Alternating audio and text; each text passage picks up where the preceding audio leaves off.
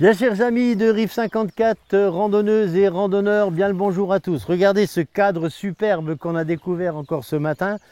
Alors on est revenu dans la région de la plaine de la Wavre, bien entendu. Et on est ici au niveau de la petite ville de Jarny.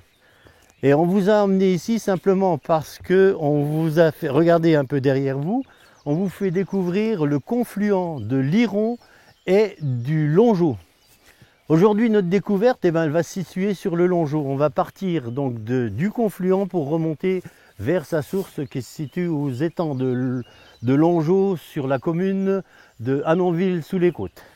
Alors, le problème qu'il y a, c'est que l'autre jour, le 24 avril, on était déjà venu dans la région des Éparges, Saint-Rémy-la-Calonne et tout ça. Et puis, je vous ai dit une petite bêtise parce qu'on est redescendu sur l'Iron. Et quand on est arrivé à Conflans, Jarny, je vous ai dit, le confluent de l'Iron et du Longeau se situe là-bas. Non, pas du tout. J'ai pris d'autres renseignements un peu plus, un peu plus importants. Et puis voilà, on est quand même maintenant, aujourd'hui, certitude sur le confluent de l'Iron et du Longeau, que l'on va remonter. Regardez à terre ce petit pont qui traverse donc le Longeau. Alors vous avez l'Iron, vous avez l'Orne, vous avez la Moselle bien entendu. Et tout ça, c'est le versant vers le bassin du Rhin. Ensuite, vous avez le Rhin, ouais, je ne vous dis pas de bêtises, hein, le Rhin. Et puis ensuite, c'est la mer du Nord. Toutes ces petites rivières que l'on a dans la région, voilà, ça fait un réseau hydrographique absolument très important. Et puis tout ça, ça fait des rivières, des fleuves, des ruisseaux. La particularité du Longeau quand même, il y a 10 petits affluents. Alors on va parler d'affluents, mais ce sont des petits ruisseaux et tout ça fait que le Longeau devient une petite rivière quand même relativement importante jusque Jarny. Après ça devient donc l'Iron et puis ça va à Conflans en Jarnisy. Alors tout autour de Jarny, nous avons un tas de circuits, il y a 15 km de circuits balisés, comme par exemple ici la liaison avec la boucle des Trois-Rivières, et puis ici sur ce panneau, vous avez tous les marais de Droite-Aumont, l'espace naturel sensible, départ du parking. Vous voyez, tout ça, ce sont alors, vous avez l'Iron, hein, que l'on avait, le départ de la rue de la Cartoucherie et le Longeau qui arrive jusque là. Vous voyez, et donc on est à ce circuit-là. Alors, je vais quand même vous donner les itinéraires que l'on peut pratiquer autour de Jarny pour les randonneurs, bien entendu, parce que c'est des petits espaces absolument magnifiques. On a 7 itinéraires autour de Jarny. La boucle de Moncel, hein, qui est marquée également sur ce panneau. Donc le château de Moncel, où on passera peut-être devant, on n'en sait rien. Les sentiers du Carré de la Mine, la boucle de Droite-Aumont village, le chemin du Marais de Droite-Aumont, qui va par là, les chemins du Bois de Saint-Bain, la boucle de Rogenwald et la boucle de Ronvaux. Alors on va donc nous se diriger vers le château de Moncel, si on peut le trouver. On a traversé la petite ville de Jarny en passant devant l'église Saint-Maximin. Bon, on s'y est pas arrêté parce qu'on ne va pas faire que des églises, hein, il y a des autres belles choses à voir. Et on est ici donc au niveau du château de Moncel. Château de Moncel, c'était une demeure, une maison forte qui a été la demeure longtemps de tous les directeurs de l'usine de Droite-Aumont, qui est juste au-dessus de Droite-Aumont, c'est juste au-dessus de nous. Alors la seule particularité du château de Moncel qu'on ne peut pas visiter, par contre vous avez un parc absolument magnifique que vous pouvez parcourir car ce parc est ouvert au public. Donc vous avez le droit de venir et puis vous faire une belle petite promenade dans ce parc magnifique. On l'a déjà fait ce parc et je vous garantis qu'il est bien à faire. Avant de quitter le château, faites gaffe, on est espionné. Regardez à la fenêtre qui c'est qui nous regarde. Salut Tintin, salut Capitaine Haddock, ça va les copains? Jusqu'ici qu'ils viennent, vous vous rendez pas compte vous? C'est quand même bien. Hein. On va donc continuer en repassant par Droite-Aumont, voir si on trouve une entrée de mine, parce que ça a été comme Giromont. Droite-Aumont, c'était des mines de fer de l'époque, et je pense qu'on va peut-être pouvoir trouver une entrée de mine. Et après, on remontera vers la source du Longeau. On est remonté donc dans le centre de Droite-Aumont. Alors Droite-Aumont, vous pouvez regarder la similitude avec Giromont, qui a 2 mois on était sur Giromont, les cités minières, donc les anciennes mines, c'est exactement les mêmes conceptions, vous voyez, toutes ces cités qui s'alignent tout le long, et là il y a 3 rues, l'une derrière l'autre, où ce sont toutes les habitations des anciens mineurs, de Droitomont. Maintenant, donc, on va commencer quand même à remonter le Longeau, parce que finalement, c'était quand même notre but, c'était de remonter le Longeau, donc on va remonter sur Friouville. Juste avant de quitter Droitomont, et pour bien vous faire remarquer quand même que les gens ont quand même un certain, comment dire, respect des mines d'antan, vous êtes ici devant un chariot qui montre bien que la petite ville de Droitomont, comme Giromont, je vous l'avais dit tout à l'heure, eh bien, était un espace minier très important. Des entrées de mines très très importantes de la région. Voilà, maintenant on peut continuer notre route et remonter le Longeau. Voilà, nous commençons donc à remonter le Longeau, le premier village que l'on rencontre sur le Longeau, donc qui a les pieds pratiquement dans le Longeau, c'est Friouville. C'est un magnifique petit village. À environ 3 km, 3 km et demi de Droitomont d'où l'on vient. Et puis voilà, le Longeau commence à venir pour aller se jeter dans l'Iron, qui est un peu plus loin qu'on avait fait l'autre jour. C'est beau hein, comme coin. Mais il faut des sacs à dos et puis des pique-niques dedans, hein, parce que quand vous avez fait tout ça à pied, hein, on est fatigué. Alors je vais quand même vous donner une petite précision sur les sources que l'on a fait, donc je vous avais dit le 20 avril, et puis l'autre jour on est allé sur le Foxican, donc dans les étangs de Longeau. Ces 2 sources sont situées l'une à Vignoles-lès-Hattonchâtel et l'autre sur le territoire de la commune de Annonville-sous-les-Côtes. Grosso modo, pardon, il y a 10 km d'écart entre les 2 sources. Et toutes 2 viennent quand même des côtes de Meuse. Hein, celle de Annonville-sous-les-Côtes pour le Longeau et Vignoles-lès-Hattonchâtel pour l'Iron. Donc on remonte maintenant de l'autre côté. Dans le petit village de Friouville, nous sommes dans la rue de l'église. On ne peut pas beaucoup se tromper, elle est devant nous. Cette fameuse église Saint-Vanne de Friouville. Par contre, on a une découverte absolument merveilleuse. C'est une boîte temporelle. Alors une boîte temporelle, qu'est-ce que ça veut dire? Ça veut dire qu'en 2020, ça a été donc le 2 février 2020, des habitants ont mis et ils ont mis en dessous de cette pierre des souvenirs certainement, alors qui seront des portraits, des reflets du présent et puis des images, j'arrive pas à lire en bas. Des images futures. Mais moi, les yeux, c'est pas toujours bien net. Hein. Alors, c'est quand même une chose merveilleuse. C'est-à-dire qu'en 2120, 100 ans plus tard, quelqu'un viendra soulever cette pierre et retirer ses souvenirs qui sont enterrés sous cette pierre. C'est quand même une petite particularité pour une petite commune comme Friouville. Le monument aux morts, bien entendu, comme dans tous les petits villages que l'on a traversés et que l'on va continuer à traverser maintenant. En remontant le cours du Longeau, on peut appeler également la rivière Longeau, petite rivière Longeau, on arrive ici au niveau de Brainville, Brainville qui est dans notre dos. Et puis juste derrière nous, tout au fond, on commence à apercevoir les côtes de Meuse. Vous les voyez là-bas qui se dessinent tout au fond? C'est les côtes de Meuse et c'est vers là qu'on se dirige parce que c'est par là que se trouvent les sources du Longeau. Sur le chemin donc du Longeau, nous sommes ici à Dompierre sur la commune d'Alamont. On est dans l'impasse des Grenouilles et on a découvert encore une fois avec curiosité une sépulture de la famille Douan. Vous ne vous rendez pas compte hein, ce truc? Alors elle est devant juste l'église Saint-Pierre de Dompierre.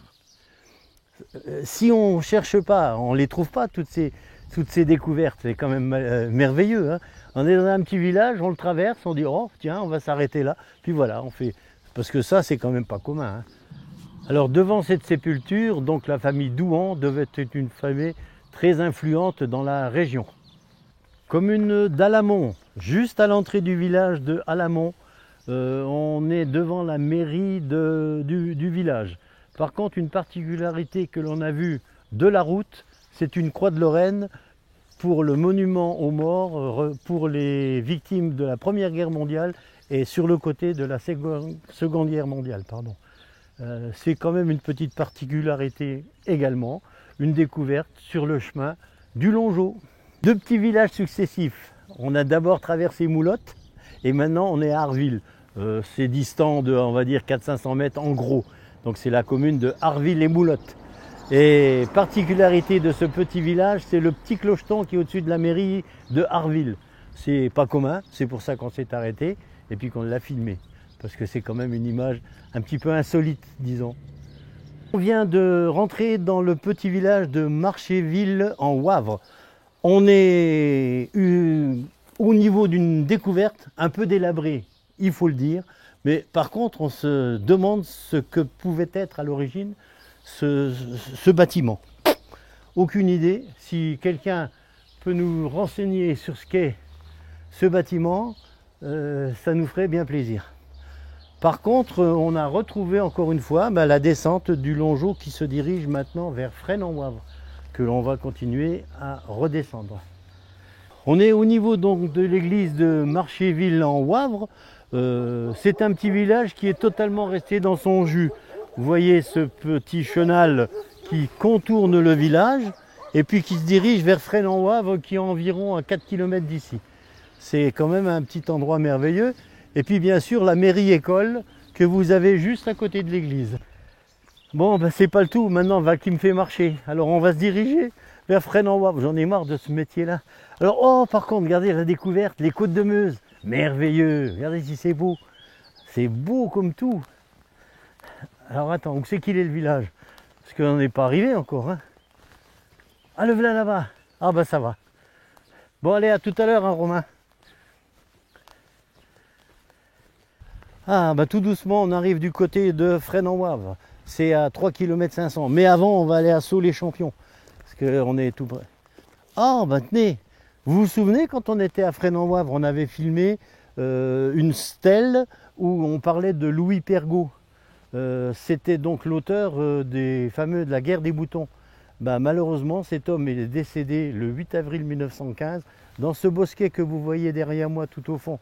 C'est là qu'il est mort. Comme Maurice Genevoix que l'on a filmé, comme Alain Fournier que l'on a filmé également aux Éparges. Voilà, bah, c'est encore une histoire de la Première Guerre mondiale. Et puis la phrase de Louis Pergaud, « Reverrons-nous les champs reverdir et les fleurs pousser ?» le 8 avril 1915. Malheureusement, il est décédé à cette époque-là. Allez, on continue vers Sceaux. Voilà, donc j'ai continué mon chemin et on est arrivé ici à Sceaux-les-Champions. N'a pas confondre, tout à l'heure j'ai peut-être dit Sceaux-les-Champions. Bon, ma langue a fourché, ça peut arriver. Pourquoi on s'arrête encore une fois dans un tout petit village? C'est parce que le monument aux morts est quand même pas commun. On en a vu des nombres incroyables de monuments aux morts. Celui-là, quand même, il est aussi pas commun du tout. C'est un monument pour la Première Guerre mondiale, avec le nom, bien sûr, de tous les 20 victimes civiles qui sont décédées dans ce petit village. Voilà, on va quand même se diriger un tout petit peu vers l'église et puis on repartira vers Fresnes-en-Wavre. Toujours en direction de Fresnes-en-Wavre, on arrive donc à l'église de Sceaux-les-Champions, Notre-Dame de la Nativité. Regardez comment elle a été restaurée en 1929, bien sûr, après la Première Guerre mondiale. Toutes les églises que l'on a fait le long des côtes de Meuse, elles ont été rénovées, mais regardez un peu, c'est une splendeur, c'est vrai, elle est jolie. Par contre, il y a peut-être un signe que l'on a du mal à comprendre, c'est cet aigle-là.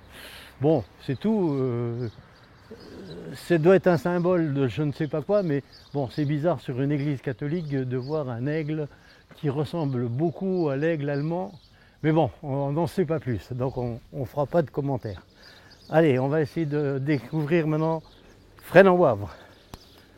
Nous sommes donc maintenant à Champlon, non pas à Sceaux-les-Champions, on est à Champlon.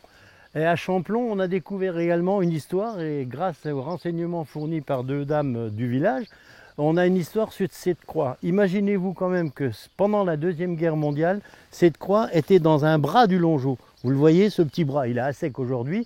Les seuls vestiges qui subsistent dans Champlon, c'est cette croix, le pont là-bas, le petit pont qui est là-bas, et puis un puits qui est un peu plus loin.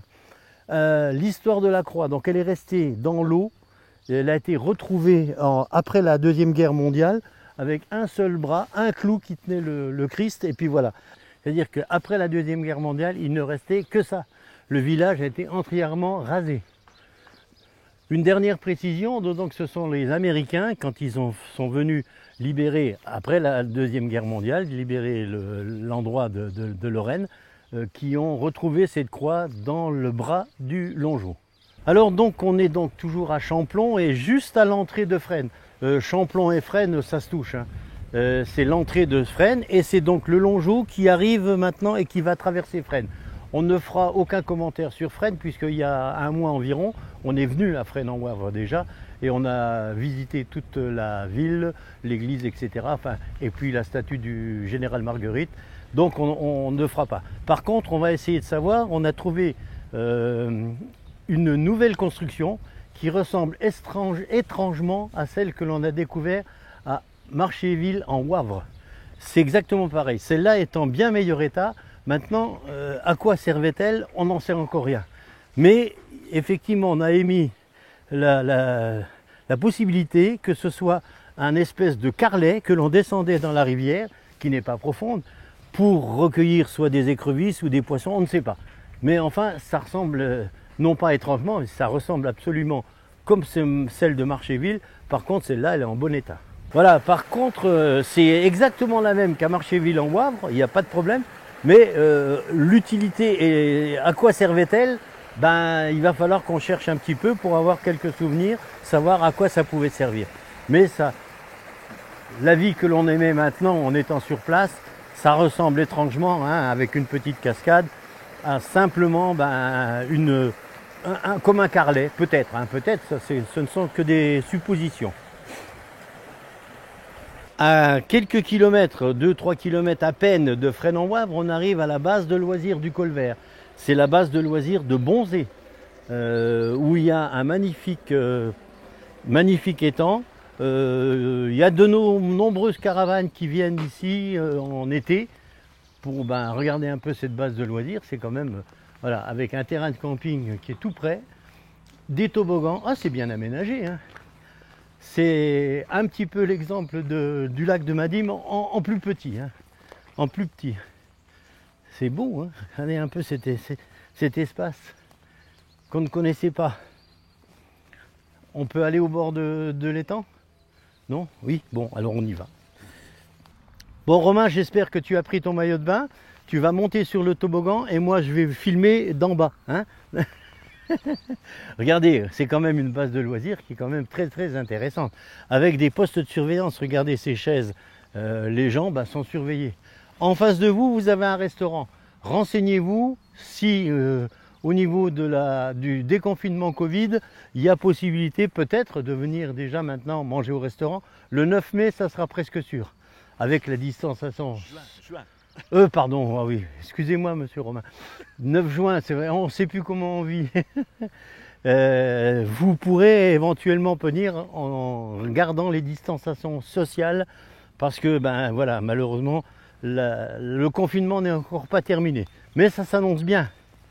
Vous voyez quand même la superficie de cet étang de Bonzé. Regardez, il y a quand même de quoi faire, hein, pour pouvoir s'y baigner d'une part et puis s'alimenter, hein, au restaurant que l'on vous a cité. C'est quand même un coin relativement calme. Voilà donc le Longeau qui descend vers Fresnes-en-Wavre et puis qui descend jusqu'où on est parti ce matin, de Jarny. On a quand même fait pas mal de découvertes.